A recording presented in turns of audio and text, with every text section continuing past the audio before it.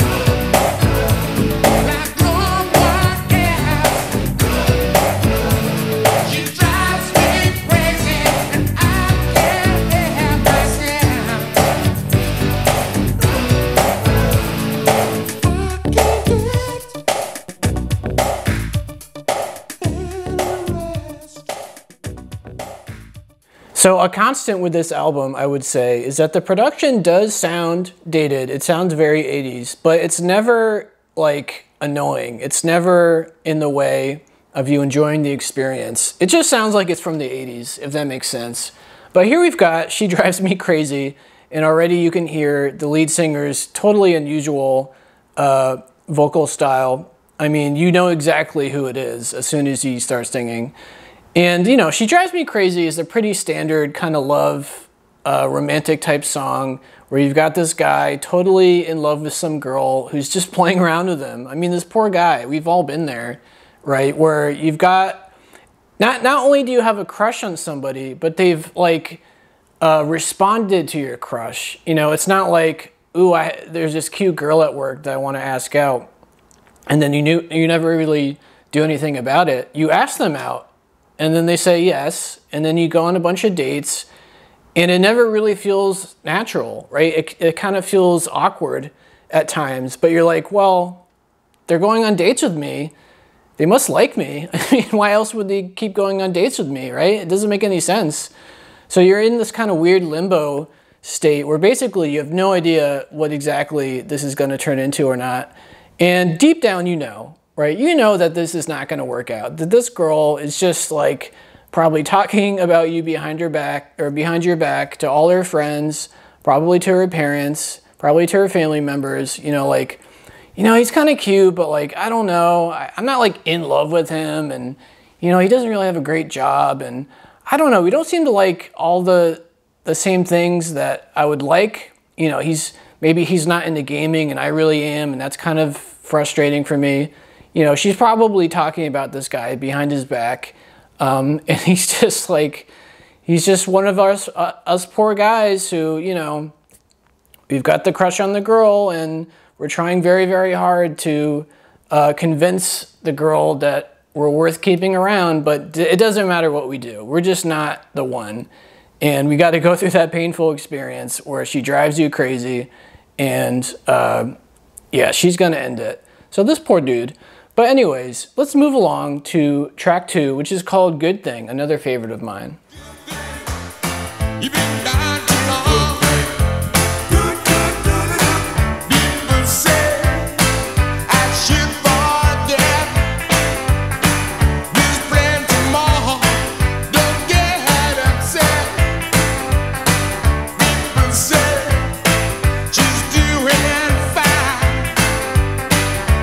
Your friends, I see it sometimes.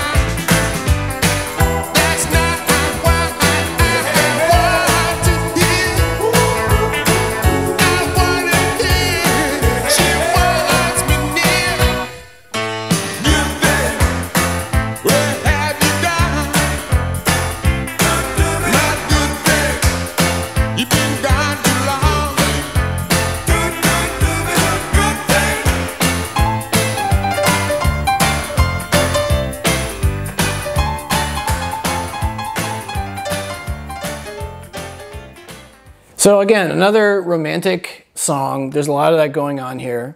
But this time, you know, clearly the woman has finally left him, and he thought it was a good thing. Like, we had a good thing going. You know, maybe they liked a lot of the same things, and when they went out on dates, they had really fun conversations, and they had a good time, you know. And from his perspective, he's like, I don't understand what was wrong with me. Didn't we have a good thing here? You know, I mean, like, how can she just have no feelings for me the way that I have feelings for her? I mean, obviously she liked him to some extent to even go on a date with this guy, but clearly she's not in love with him. And from his perspective, he's trying to figure out, like, what the heck did I do wrong here? Because there must have been something. There must have been something that I did or that I didn't do to cause this girl to leave. And if you're an anxious guy like me, this is what you go through. You know, you constantly try to think of things that you could have done or that you didn't do to, you know, cause her to leave you, when in reality, there wasn't really anything you could have done. It's just kind of how it works. Like, love doesn't care about how badly you feel for somebody, right? You know, you might have like a physical attraction to somebody, but that's it. And when they realize that's all it is, and you're just not on the same wavelength chemistry-wise, you know, eventually they're going to just slowly leave you and break your heart. You know, but the other thing this song makes me think about is how he's thinking about his ex-girlfriend and how she's probably hanging out with all her buddies, all her girlfriends, and just having a good time and not even thinking about this guy. You know, our poor main character is just like heartbroken, depressed, thinking about his ex-girlfriend. But meanwhile, his ex-girlfriend is having a blast at a party somewhere maybe and isn't even thinking for one moment about this guy. So it's just like, you know, if you think about it like that, it's pretty depressing. But anyways, so that's a good thing. A really, really catchy song, which is a common theme on this album, let's be honest. But let's move on to track 3, which is called I'm Not the Man I Used to Be.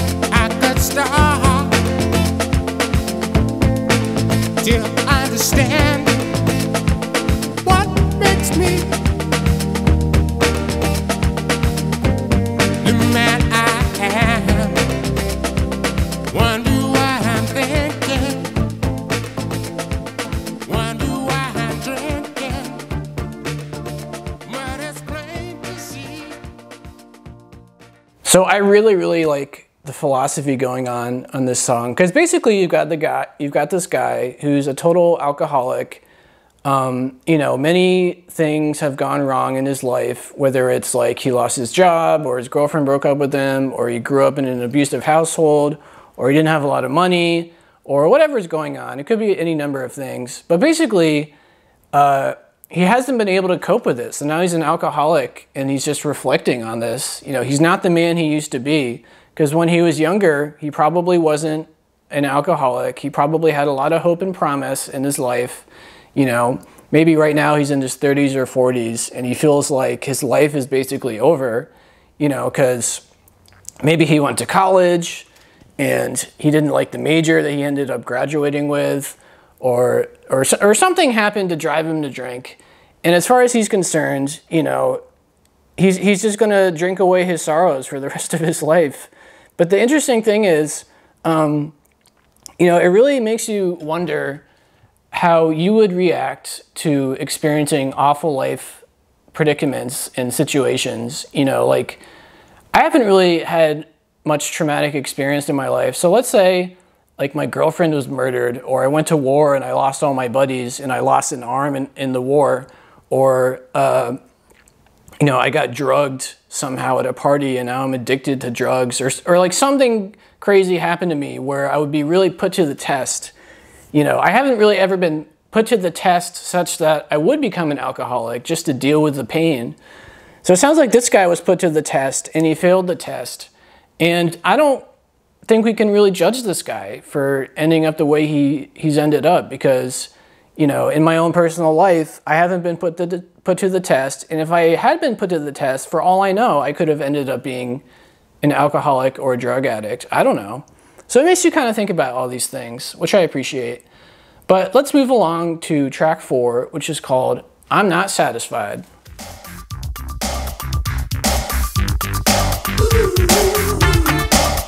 It's hard, can't afford to stop. Keep on working till you feel the drop.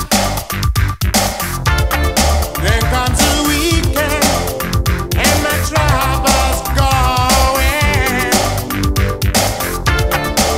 Monday morning brings them back again. No, no, no, I'm not satisfied. There can be more to life. No, no, no, I'm not satisfied. I can't see reasons why. Going steady, have been a while, and ready. Not by mile. I try to tell her that I'm not the marrying kind.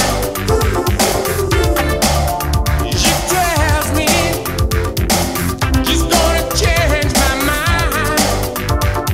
No, no, no, I'm not satisfied. Can there be more to life? No, no, no, I'm not satisfied. I can't see reasons why.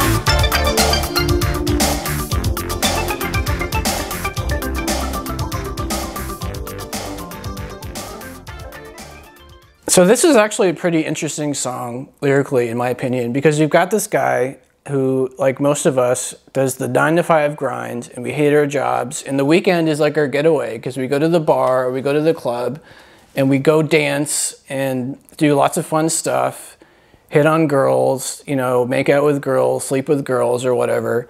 But this guy clearly is, he's got a girlfriend, and he's asking himself on the lyrics, you know, like, or on the chorus, he says, can't there be more to life? You know, I'm not satisfied.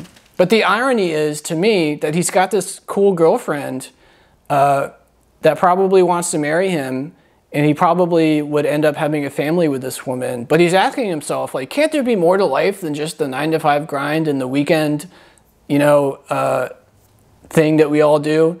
But he's got this girl right there who wants to marry this guy, and he can't see that that's what is more to life, is right there in front of him with this girl. Like, that's what's more, that's what he's talking about. He doesn't, like, he's not making that connection is what it sounds like. So it's kind of strange.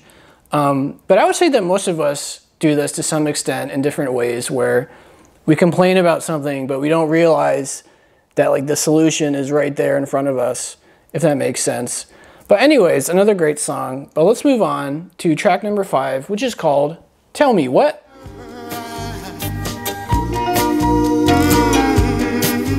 Tell me what I gotta do to make you notice, to make you look this way. What do I have to say? Tell me what I have to say to keep you with me, to make you want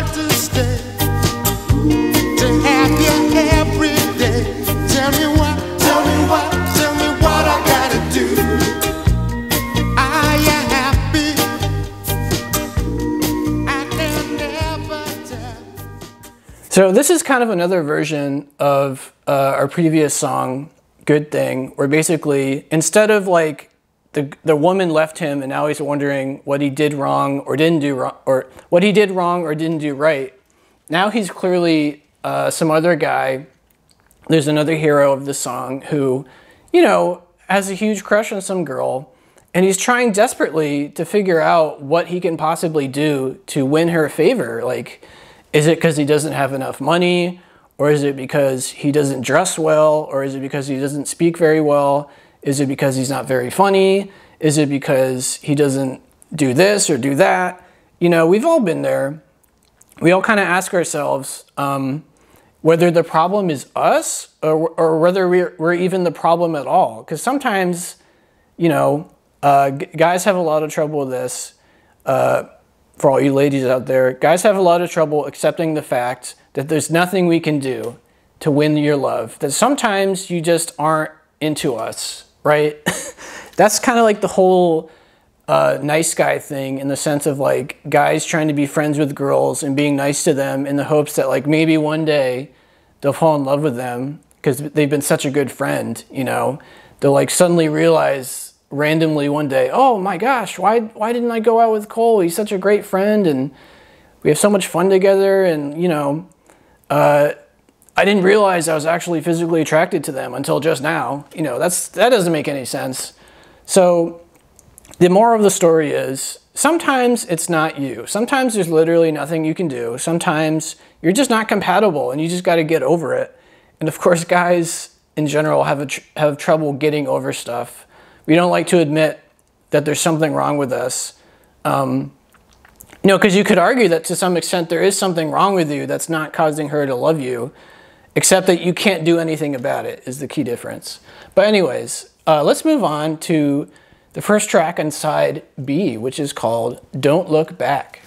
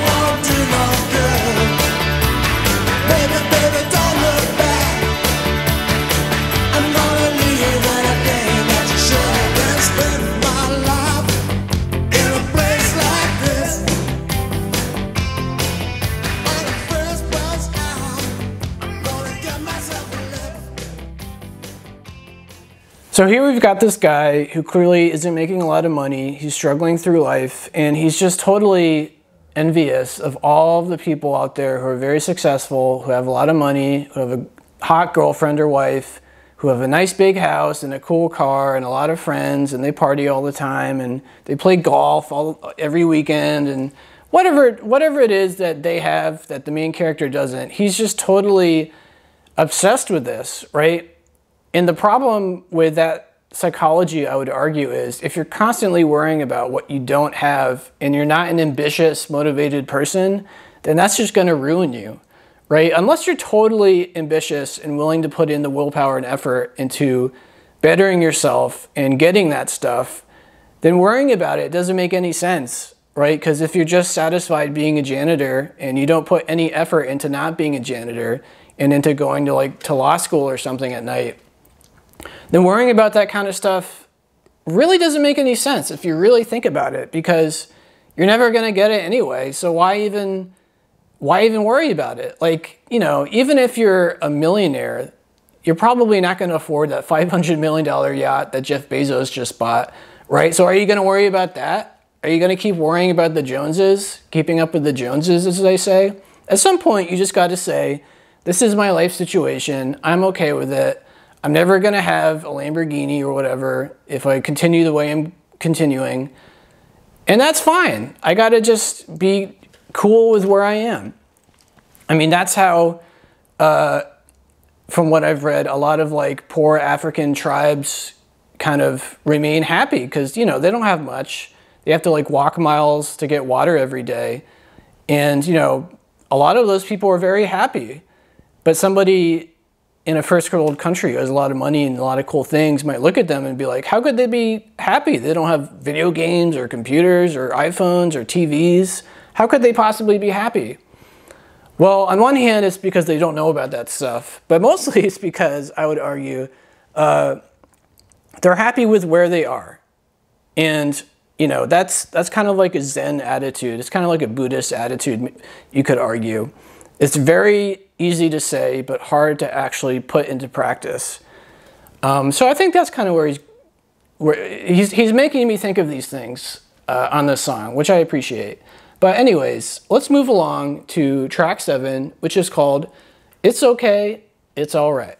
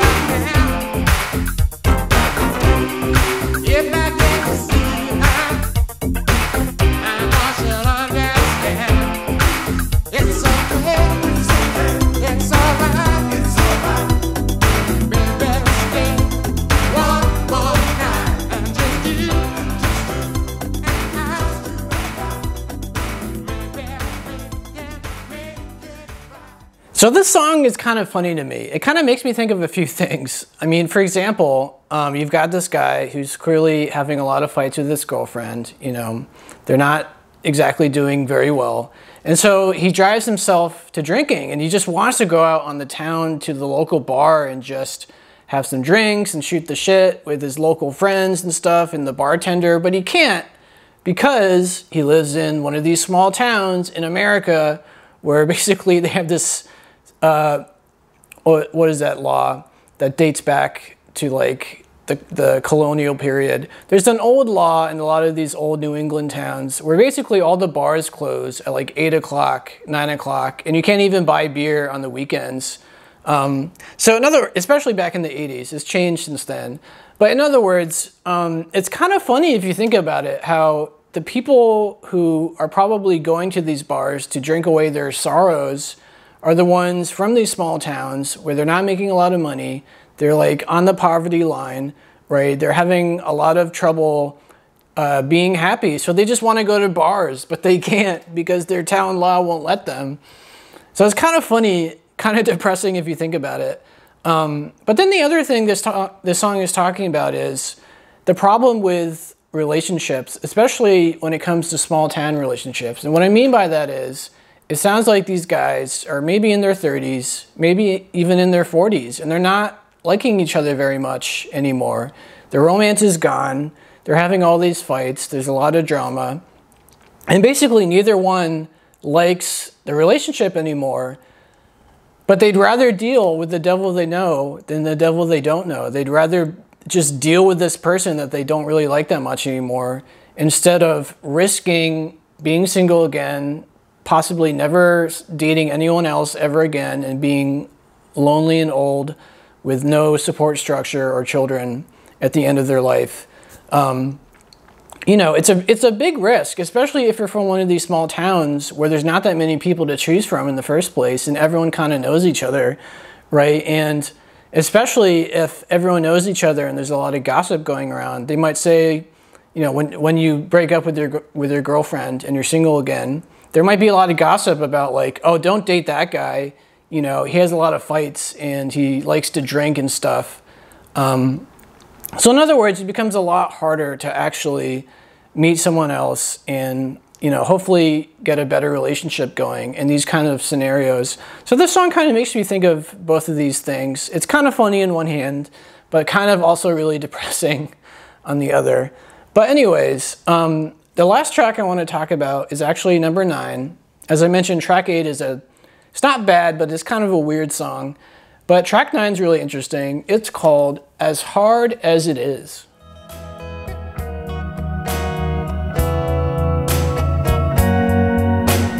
Life's been quiet since you've been gone.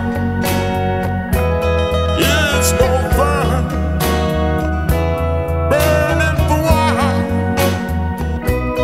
I was happy before you came. Now you're gone. It's just not the same.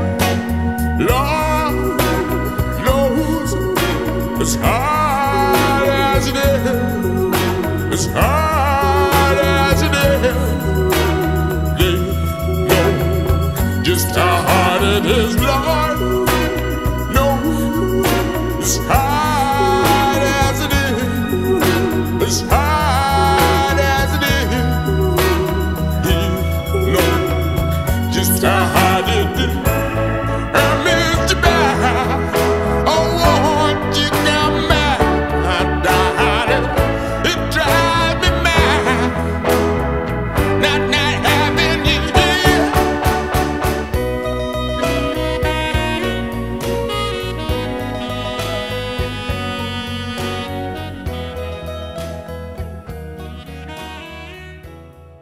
Yeah, I just love the song, and it's such a great metaphor for life in general, if you really think about it. Because basically, in this relationship, you know, he really loved it. It was a great thing, but then she left him, and now he's single again. And as he says in the song, he was so much better. He felt so much better before he ever met this girl, when he was just single, and he didn't know what he was missing, right? Because when you enter into a relationship that you're in for a long time, and then it ends, you miss everything. You miss, you know, the intimacy, you miss hanging out together, you miss joking with each other and, you know, doing things together and just having that companionship, you know. And to lose it, like in life, like with anything in life, once you lose something that's really cool and that makes you happy, I mean, it's just a tremendous blow. You know, it can be anything. It could be losing that job, so now you don't have a lot of money, or losing a loved one to cancer or something, or, you know, going off to war and none of your buddies make it home alive. Maybe one of your best friends becomes an alcoholic or a drug addict, and, you know, they're a shell of their former selves.